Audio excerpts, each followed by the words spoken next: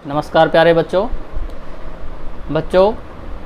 हमने उड़ान कार्य पुस्तिका कक्षा 8 का जो है प्रथम अध्याय वो हमने कर लिया है और आज हम उड़ान कार्य पुस्तिका का द्वितीय जो आपका अध्याय है सूक्ष्म जीव मित्र एवं शत्रु का हल आज हम करेंगे। तो सारे बच्चे ध्यान से इसके जो आंसर हैं उस पर निशान लगाते हुए या फिर अपनी पुस्तिका में नोट करते हुए चलें। और जो बच्चे चैनल पर नए हैं वे चैनल को सब्सक्राइब कर लें और लाइक करें ताकि जब भी दूसरी वीडियो अपलोड हो तो आप लोगों के पास में नोटिफिकेशन आ सके। तो शुरू करते हैं। सूक्ष्म जीव मित्र एवं शत्रु। बच्चों, पहला जो कार्यपत्रक दिया गया है उसमें दिया है नन्हे जीवों के लाभ हानि। तो देखो नन्हे जीवों के क्या लाभ हैं और क्या हानि है उसके बारे में जो क्वेश्चंस हैं उन पे हमें क्या करना है, सही और गलत का निशान लगाना है। दूध को क्यों उबाला जाता है? तो पहला दे रखा है दूध को क्यों उबाला जाता है। कै खराब करने के लिए, खै खराब होने से बचाने के लिए। तो दूध को हम क्यों उबालते हैं बच्चों? दूध को हम उबालते हैं कि ताकि दूध जो है वो खराब होने से बचा जा सके। तो यहाँ पे ये क्या होगा, खराब होने से बचाने के लिए। तो इस पे हम सही का निशान लगा देंगे। अब इसके बाद देखो दूसरा है फलों तथा सब्जियों को फ्रिज में क्यों रखा जाता है। कै ज़्यादा समय तक ताज़ा रखा जा सके और कै जल्दी सड़ाने गलाने के लिए। तो इसमें क्या होगा, कै ज़्यादा समय तक ताज़ा रखा जा सके। हम इसीलिए तो हम फ्रिज में रखते हैं सब्जियों को।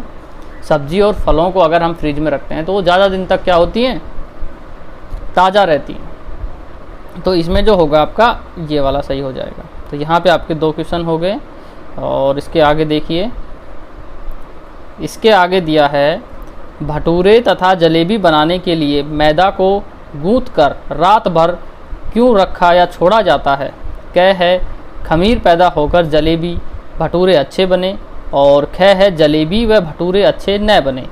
तो देखो अगर भटूरे और जलेबी बनाने के लिए जो मैदा होती है उसको गूंथ कर रात भर के लिए छोड़ दिया जाता है। क्यों?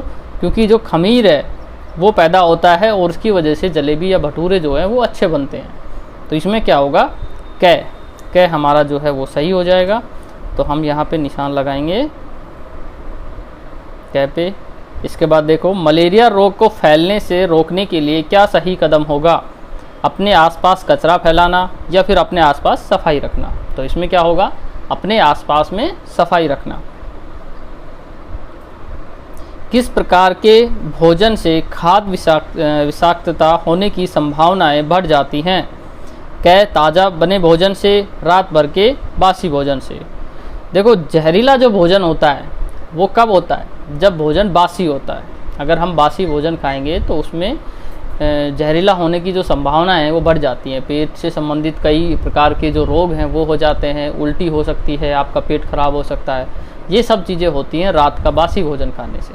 अगर हम ताज़ा भोजन खाते हैं तो हमें कोई भी ऐसी परेशानी का सामना नहीं करना पड़ता। तो यहाँ पे क्या होगा, इसमें जो है आपका हो जाएगा, निशान लगाएंगे इस पे, ठीक है। क्योंकि जो खाद्य विषाक्तता होने की संभावना कब बढ़ती है, रात भर के बासी भोजन से बढ़ती है। इसके बाद देखिए अचार में नमक व तेल का काम है जल्दी खराब करना या उसे अधिक समय तक सुरक्षित रखना। तो यहाँ पे होगा उसे अधिक समय तक सुरक्षित रखना।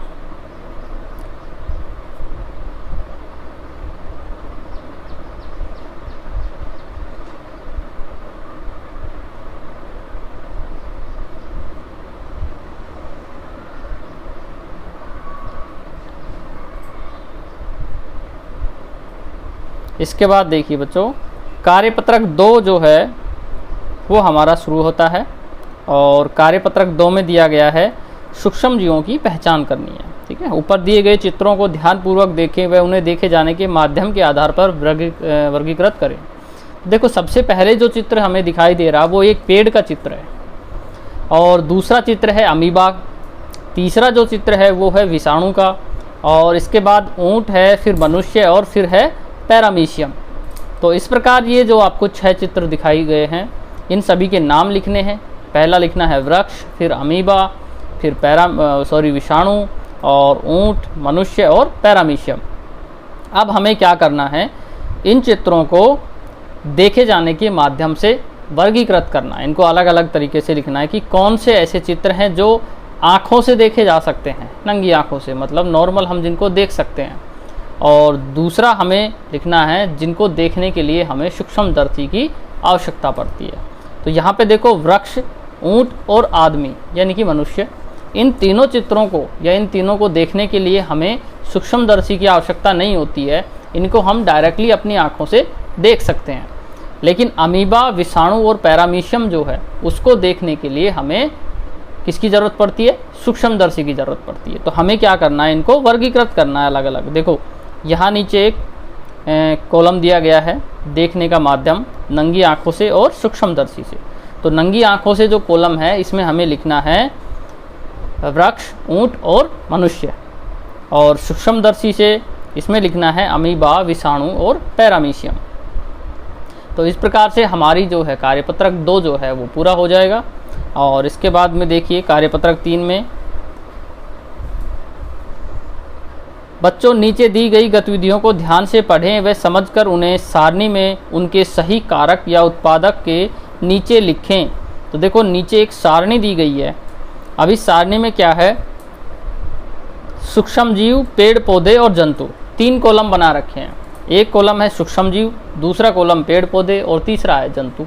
तो हमें क्या करना है, जो यहाँ पे सूक्ष्म जीव हैं तो उनको लिखना है सूक्ष्म जीव को, और पेड़ पौधों को पेड़ पौधे वाले कॉलम में, और जंतु के जो उत्पाद हैं तो उनको लिखना है जंतु वाले कॉलम में। जैसे दूध से दही का बनना, तो ये प्रक्रिया जो होती है वो सूक्ष्म जीव के कारण से होती है, क्योंकि दूध से दही का बनना जो है वो किसके कारण होता है, लैक्टोबैसिलस, इसी वजह से होता है।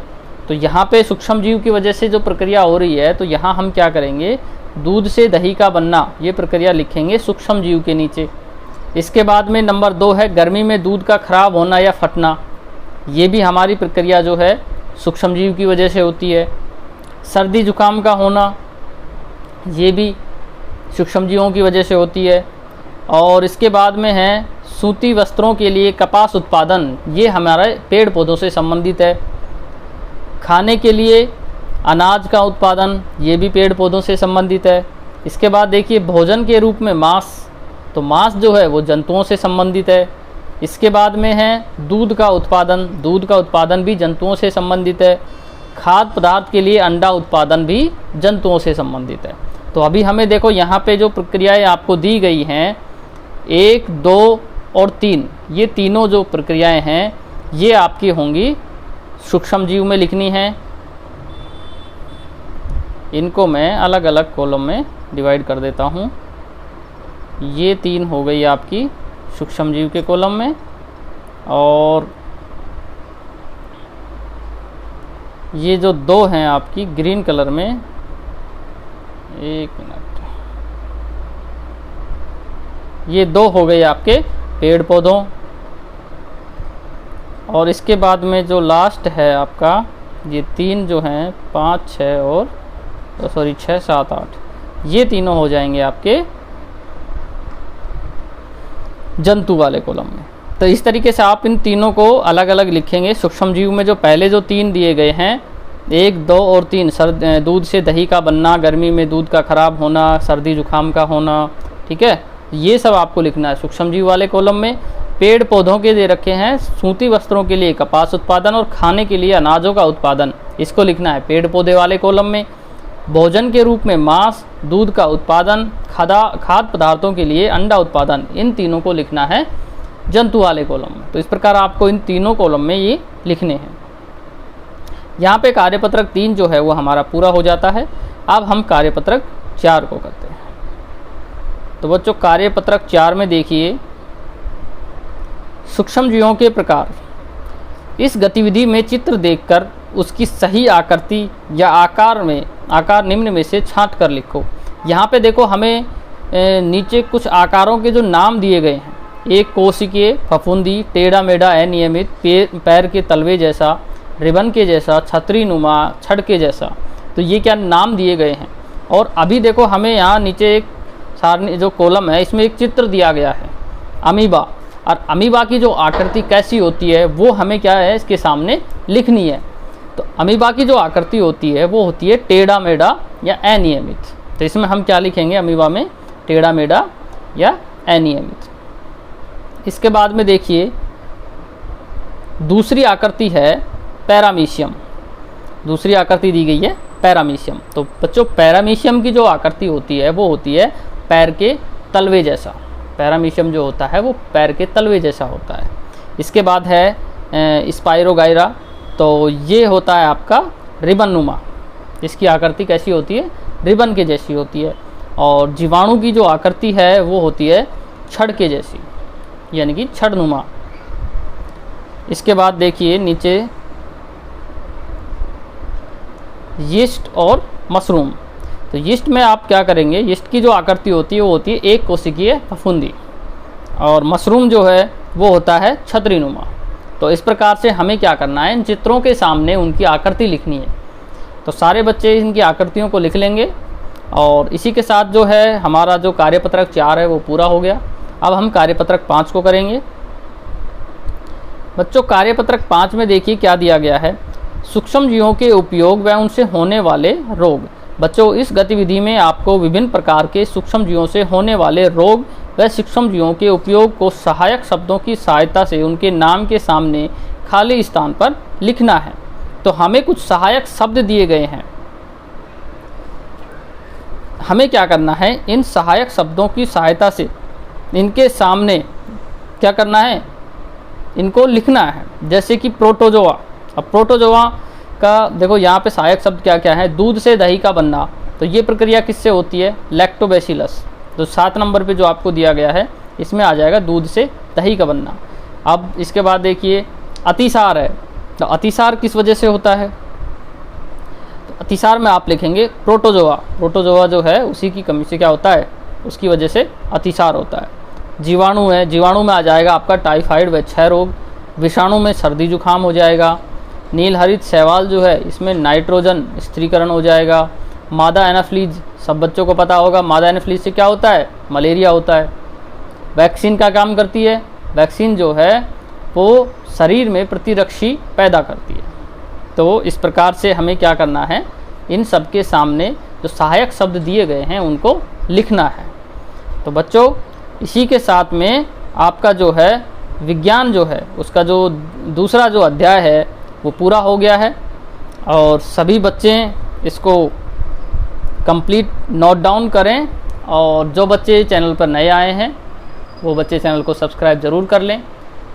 और इसी के साथ में जिन बच्चों ने अभी तक हिंदी का जो काम है अपना नहीं किया है उड़ान का, तो वो प्लेलिस्ट में जाएं और अपना हिंदी का काम भी पूरा करें, क्योंकि हिंदी के जो आपके जो उड़ान कार्य पुस्तिका में जो दिए गए हैं वो प्लेलिस्ट बनाकर उस पर अपलोड कर दिया गया है चैनल पर।